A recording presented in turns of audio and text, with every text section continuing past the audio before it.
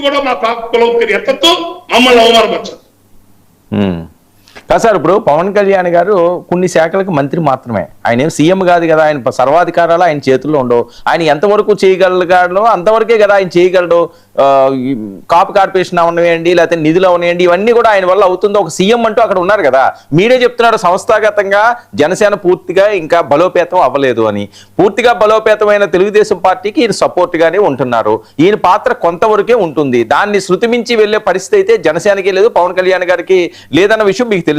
ఎందుకంటే పార్టీ పరంగా చూసుకుంటే, ఓట్ బ్యాంక్ పరంగా చూసుకున్నా సరే, ఆయనకు వచ్చిన ఓట్ షేర్ పరంగా చూసుకున్నా సరే, సో మనకి చాలా కోరికలు ఉండొచ్చు. అవన్నీ పవన్ కళ్యాణ్ గారే నెరవేర్చాలి అంటే సాధ్యం అవుతుందా? సార్ నేను చెప్పిన ఏమి అసాధ్యమైనవి కాదు సార్. మీరు ఇప్పుడు రేపు రాబోయే రాజ్యసభ కోటాలు మాకు ఇవ్వమని అడగట్లేదు సార్, ఎవరికో కాపు ఇవ్వమని అడగట్లేదు సార్, ఇంకో పదవులు ఇవ్వమని అడగట్లేదు సార్ ఎవరిని కూడా. లేకపోతే ఇంకేనా ఆకాశానికి ఇంకో కొండ నుంచి పోటీ తెచ్చి ఇవ్వమనట్లేదు సార్. మీ పార్టీ నిర్మాణం చేసుకోండి. కింద తెలుగుదేశం జనసేన మధ్య శక్యత లేదు, విపరీతంగా గొడవలు జరుగుతున్నాయి, జాగ్రత్త సరి చేసుకోండి. జనసేన పార్టీకి కూడా గౌరవం ఉండేటట్టు చూసుకోండి. ఎక్కడ ఆఫీసులు పోతే మర్యాద ఉండేటట్టు జాగ్రత్త కాపాడుకోండి. మీరు మీ పార్టీ నిర్మాణం గట్టిగా నిలబడండి.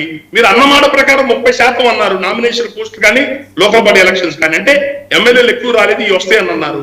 ఆ 30% రావడం కోసం మీ ఇంకా 50,000 పోస్టులు ఉన్నాయి సార్ నామినేషన్ పోస్టులు. మీరు అడగండి, 30% మీకు వచ్చేటట్టు చూసుకొని మీ కార్యకర్తలకి.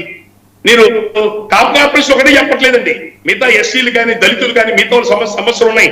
ఆయన పంచాయతీరాజ్ శాఖలో వచ్చినట్టు గ్రామాలకు ఇచ్చేస్తున్నాడు, దాన్ని ఎవరు కాదనట్లా. కానీ మీరు కార్పొరేషన్లు పెట్టారు కదా అన్ని కులాలకి, ఆ కార్పొరేషన్లకి రాష్ట్రానికి బడ్జెట్ లేదు, డబ్బులు అప్పులు లేవు. కాపు కార్పొరేషన్ 1000 కోట్లు ఉన్నాయి సార్, 1000 కోట్లు ఇవ్వాలి సంవత్సరానికి. మాకు దేశీయ ముష్టి పడేస్తున్నారా? మేము 20% ట్యాక్స్ పేయర్స్ ఇవ్వండి, మా హక్కుగా అడుగుతున్నాం. 1000 కోట్లు 100 కోట్లు ఇవ్వండి. ఎంత ధర్మంగా సమంజసంగా అడిగాను. డబ్బులు లేకపోతే 100 కోట్లు ఇవ్వండి సార్. అసలు ఏమి ఇవ్వకపోతే ఎట్లా సార్? అసలు 2 సంవత్సరాలు ఏమి ఇవ్వకపోతే జనం ఏమనుకుంటారు? అసలు ఎస్సీబీసీ కార్పొరేషన్ ఉన్నాయి కదా, వాళ్ళు కూడా ఒక నిమిషం ఎస్సీబీసీ కార్పొరేషన్ ఉన్నాయి కదా, వాళ్ళు కూడా ఎంతో కొంత నిధులు ఇవ్వండి. అంటే డబ్బులు లేకుండా మీరేమైనా ఉంటున్నారా? జగన్మోహన్ రెడ్డి ప్రభుత్వంలో 5 ఏళ్ళకి చేసిన అప్పు 2 లక్షల కోట్లు చిల్లరైతే, మీరు 2 ఏళ్లలో చేసిన అప్పు 2 లక్షల కోట్లు. ఏ డబ్బులు ఎక్కడ ఉన్నాయా? మీరు అప్పు చేస్తున్నారుగా, ఎక్కడెక్కడో వాడుకుంటున్నారుగా. ఓ 50 కోట్లు 100 కోట్లు ఇవ్వడానికి అయింది. మా అప్పులు కాదు, మిగతా కార్పొరేషన్లు కూడా కలిపి చెప్తున్నాను సార్. అవి జాగ్రత్త చేసుకోకపోతే రేపు ఎలక్షన్కి ఎట్లా వెళ్తారండి? మీ కార్యకర్తలకి కమ్మ సమాజ వర్గం టీడీపీ మిగతా వాళ్ళతో సరైన సఖ్యత లేకుండా ఉంటే లోకల్ బాడీ ఎలక్షన్స్ ఎలా చేస్తారండి? ఇవన్నీ నేను చెప్పే విషయాలు ఏంటి? కాపు సామాజిక వర్గంలో ఎంతమంది నాయకులు ఉంటారు రాము గారు? నేను చెప్పేవన్నీ కూడా ఆచరణలో చేసుకోగలిగిన విషయాలు. ఈ జనసేన కార్యకర్తలకు ఎక్కడున్న గ్రామాల్లో ఇబ్బందులు వస్తే, కష్టాలు వస్తే ఒక సెల్ పెట్టుకోండి, వాళ్ళ వరకు విడిగా సెల్ పెట్టుకోండి, వాళ్ళకు 4-5 కమిటీని పెట్టండి. ఆ గ్రామాలను వెంటనే అడ్జస్ట్ చేసుకోవడానికి, వాళ్ళకున్న సమస్యలు తీర్చడానికి. ఇవన్నీ మీ చేతుల్లో చేసుకోగలిగిన పనులు సార్. మనం పెట్టే మీటింగ్ అయినా, మన మీటింగ్ ముందు ఎప్పుడు పెట్టాడండి? 6 నెలలైందా, సంవత్సరం అయిందా? ముఖ్యమంత్రి చంద్రబాబు నాయుడు గారు పేషీలో రోజు కూర్చుంటాడు. ముఖ్యమంత్రి గారి అపాయింట్మెంట్ కావాలంటే 2 రోజులు 3 రోజులు 4 రోజులు దొరుకుతుంది. మీ అపాయింట్మెంట్ కావాలంటే 6 నెలలు పడుతుండే, 7 నెలలు పడుతుండే, సంవత్సరం పడుతుండే. ఇవన్నీ ఆచరణలో చేసుకునే పనులు జాగ్రత్త చేసుకోండి మహాప్రభు. అవి జాగ్రత్త చేసుకొని మీ పార్టీని కాపాడుకోండి. మా మీద నటించబాకండి. ఎవడంటిచ్చాడయ్యా మిమ్మల్ని? 2 సంవత్సరాల తర్వాత ప్రెస్ మీట్కి వచ్చాను నేను. 2 ఏళ్ల తర్వాత మీరే సాక్ష్యం. మీ 99 టీవీకి మీరు ఎన్నిసార్లు అడిగారు నన్ను? నేను రాలేను సార్, నాకు ఒంట్లో పని ఎన్నిసార్లు ఇన్వైట్ చేశారు మిమ్మల్ని? అవును, 2 ఏళ్ల తర్వాత వచ్చా. ఇప్పుడు కట్టు కాలిపోతుంది. కింద కార్యకర్తల సమస్యలు, పైన మొక్కలను అవమానంగా మర్చతాం. ఇట్లయితే ఎట్లా సార్? ఇవి నీ ఆచరణ చెప్పే ఉన్నాయి, సరిగ్గా చేసుకుని పాజిటివ్ గా తీసుకుంటేనేమో మీరు ఒక పద్ధతిగా జాగ్రత్తగా వెళ్తారు. ప్రభుత్వం ఉందిలే, ఎట్లా జరుగుతుంది అట్లా జరుగుతుంది అంటే మాత్రం లోకల్ బాడీ ఎలక్షన్స్ లో చాలా ఇబ్బందులు వస్తాయి. అంటే రాము గారు కాపు నాయకులు ఆంధ్రప్రదేశ్ లో ఎంతమంది ఉంటారు? కాపు సామాజిక వర్గానికి సంబంధించిన వాళ్ళు ఎంతమంది ఉంటారు? కానీ ఒక దాసరి రాము గారే ఎందుకు ఇంత ఆవేదన వ్యక్తం చేస్తున్నారు? మీరు ఒక్కరే ఎందుకు మాట్లాడవలసి వస్తున్నది? మిగతా వాయిస్లు ఎందుకు కలపలేదు? ఆ మాట వాళ్ళని కూడా చెప్పమనండి. కాపు కులం నాయకులు చాలా మంది ఉన్నారు. దాసరి రామును కొద్ది మంది ఆఫీస్కి వచ్చి ఎందుకు 5-6 ఏళ్ళు ఊడిగం చేశారు మనతో పాటు వాళ్ళు అడగమనండి. ఆ మాట మేము ఊడిగం చేశాం కానీ అడుగుతున్నాం మహాప్రభు.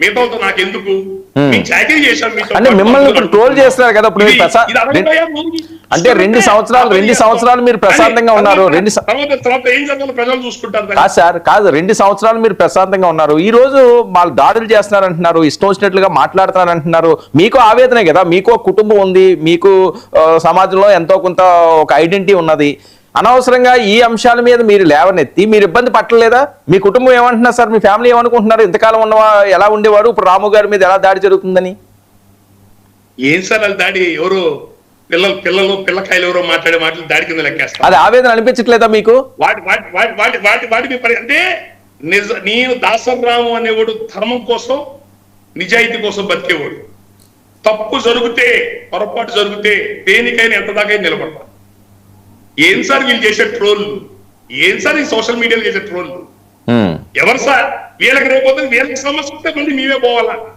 ఈ ట్రోల్ చేసే వాళ్ళకి ఊళ్ళలో సమస్యలు వస్తే మళ్ళీ మేమే పరిగెలు తీయాలా కందుకూరులో జరిగింది ఏంటి సార్ కందుకూరు సార్ ఫార్చునేట్ తొక్కిచ్చి పారేస్తే మీడియాకి రాలా మీ 99 చూపించిందా కనీసం మీ రిపోర్టర్ మీకు చెప్పారా అలా కొడి పారేశారు అక్కడ అందరినీ మేము పోయి నిలబడి నాకు గడ్డిది నిలబడితే తప్ప ముఖ్యమంత్రి గారికి ఆ విషయం తెలియదు 15 రోజులకు కూడా ముఖ్యమంత్రి గారికి ఆ విషయం తెలియదు ఏం సార్ అన్ని కప్పిపుచ్చి పెట్టుకుంటారు మేము ఉద్యమాల నుంచి వచ్చిన వాళ్ళం సార్ మీకెందుకు సార్ గొడవ అంటే అర్థం ఏంటంటే మీరు నిజాయితీగా మాట్లాడి ఎందుకు ఇబ్బంది పడుతున్నారు అంటున్నారు మీరు అవును అంటే నిజాయితీగా నిజాలు చెప్తే దాడి చేస్తారా ఇదేనా మీ పార్టీ విధానం వెరీ గుడ్ మీ పార్టీ ఇదే విధానంతో ఉండండి ఎవడన్నా నిజాయితీగా మాట్లాడి జాగ్రత్త చేసుకోండి ఈ విధానంలో ఉండండి అని చెప్తే వాడి మీద దాడులు చేసి నెగిటివ్ ట్రోల్ చేసి మా చేతిలో సెల్ ఫోన్లను పిచ్చి పిచ్చికి చేయండి రేపు రాబోయే రోజుల్లో ఎంత భారీ మూల్యం మీరు చెల్లించుకుంటారో రేపు రాబోయే లోకల్ బాడీ ఎలక్షన్స్ కానీ మిగతా ఎలక్షన్స్ లో ప్రజా జీవితంలో మీ పార్టీ ఎంత మూల్యం చెల్లించుకుంటుందో చూడండి సార్ మీరు ఏం చెప్పాలనుకుంటున్నారు ఫైనల్ గా మీ సామాజిక వర్గాన్ని చెప్పాలనుకుంటున్నారా పవన్ కళ్యాణ్ గారిని చెప్పాలనుకుంటున్నారా జన సైనికులు చెప్పాలనుకుంటున్నారా వీర మహిళలు చెప్పాలనుకుంటున్నారా ఏం చెప్పాలనుకుంటున్నారు స్ట్రైట్ గా సూటిగా చెప్పండి సార్ ఇది ఎవరికో ఏదో చెప్పడం కాదు సార్ నన్ను ఎవరైతే తెలిసి తెలియకుండా ఎవరెవరు ఆఫ్ వీడియోలు చూసి ఎట్లా పడితే అలా ఏది మాట్లాడో ట్రోల్ చేసే వాళ్ళు ఎవరైతే ఉన్నారో మీకు నిజాయితీ చిత్తశుద్ధి ఉంటే మీకు సంస్కారం ఉంటే మీకెవరన్నా నీ వచ్చి దీపం పడి చాకరీ చేసావు ఏ మాత్రం మానవత్వం విశ్వాసం మీలో ఉంటే ముందు నేను మాట్లాడిన వీడియోలు చూసుకోండి నేను మీ కార్యకర్తల యొక్క సమస్యల మీదే మీ యొక్క కష్టాల గురించే నేను మాట్లాడా రెండోది మా కులాన్ని అవమానకరంగా మొన్న ఆయన 10 రోజులు నేను ఆ మీటింగ్ లో నేను అనలేదు అనండి సార్ మిమ్మల్ని అనలేదు మీ కాపుకులం మీ కాపుకులాన్ని నేను విమర్శించలేదు ఆయన అనమను ఆయన అలా మాట్లాడబట్టే రంగా గారి గురించి ఎత్తబట్టే అంతకుముందు పనిచేసిన వాళ్ళందరినీ వాళ్ళంతా మీరు అవమానపరిచి పంపించేస్తే వాళ్ళ గురించి అవమానకరంగా మాట్లాడితేనే నేను దాని మీద గట్టిగా ఖండిస్తూ మాట్లాడాను తప్ప నేను ప్రస్తుతం ఏ రాజకీయాలతో లేను మా ఆరోగ్యాలన్నీ దెబ్బతినిపోయి తిరిగి ఒళ్ళు గొల్లైపోయినాయి మా జీవితాలు